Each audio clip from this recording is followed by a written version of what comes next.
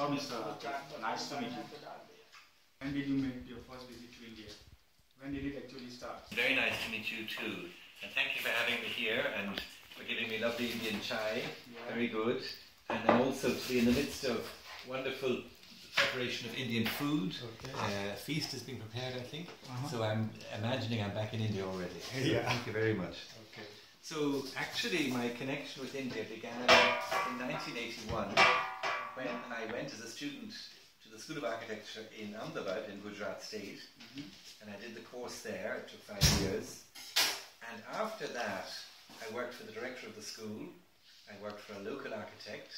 And then I did some of my own work.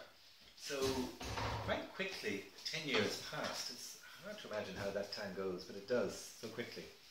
So in any case, I got a very good experience of living in Ahmedabad, then understanding Gujarat and the Gujaratis. And then I travelled quite a bit in India as well. I was very lucky. And in the course of that time, I got quite connected to lots of different Indian things. And maybe in the course of our little conversation here, we'll have a look at a shrine that has some of the Indian gods and goddesses set up for worship, and then maybe we'll look at some books, and in that way I can tell you a bit more about my interests in India. Is that alright? Oh yeah, that's interesting. Good, okay. Well, let's do that. Let's now look at some of the little Indian statues that I was talking to you about. Okay. We'll see them over there, in the other part of the room.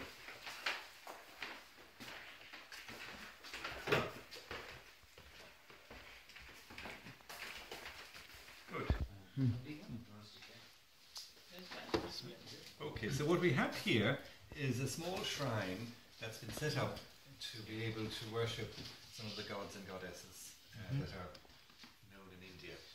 And the main deity here is Ganesh, who is the famously known as the remover of obstacles. He's the son of Shiva, and he's the god that people pray to first thing in the morning in order to be able to make their day good.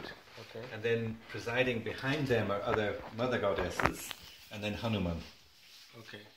And you can see here there's a little diya or candle lit in honor of the god, and then the dhoop or incense has been burnt out here. So that really is an essential, typical little Indian shrine. So maybe from now we'll go and look at some books, and then I can show you some of the Indian books that might be of interest as well. All right. All right. Good.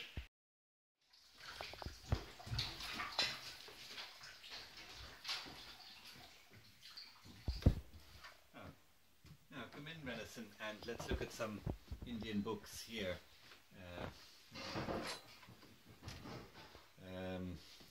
So I suppose typically when you have a subject you're interested in, you gather books over time, you know. Yeah.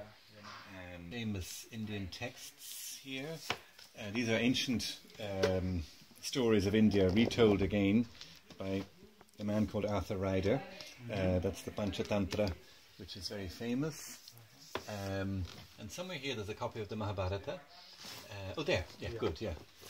That's the classic tale that tells about the great battle that took place in ancient times, and it's the story of Krishna and his follower Arjuna, very famous indeed. So yeah, gosh, I got that a long time. I got that on in 1979. Yeah. Yeah. So maybe I'll do that again. That was I think on my first visit to India. Can you imagine? That's not yesterday. Yeah. Anyway, now that's a little introduction to where I began in India and obviously how I continue to enjoy. So, all right, yeah. Good enough. It's quite interesting to knowing a knowledge and some like Indian cuisine and Indian tourism, Indian politics, and all kind of books you have. So it reflects an interest. But anyway, I'm delighted to share it with you. Yeah, thank you very much. Good. All right, man. All right. Okay. Thank you.